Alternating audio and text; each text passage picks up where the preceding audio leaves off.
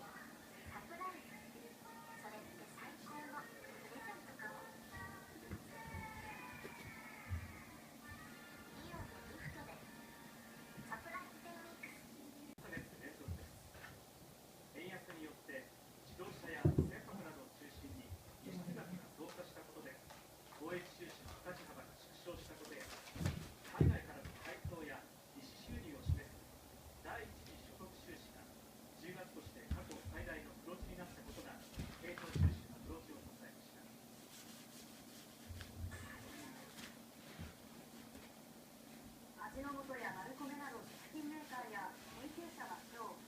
ユネスコの文化遺産になった和食の文化を保護し、継承するため、来年2月に和食文化国民会議を設立すると発表しました。文化遺産に登録されるための活動をしてきた団体が衣替えします。今後は一流料理人を小中学校に派遣して、和食作りの技術を若い世代に教えていく活動などを続ける計画です。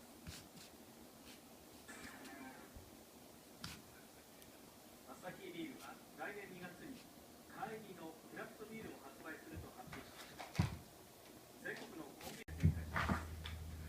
第1弾は茶色い麦芽を使用した香ばしい苦みが特徴のドライポーターです。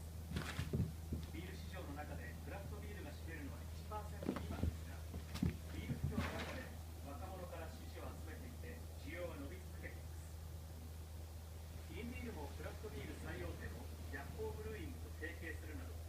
従来と違った味わいを求める消費者の取り込みを急いでいて、アサヒも追いかけます。和食文化国民会議を設立するというニュースがありましたけれども、私もすごく思っています。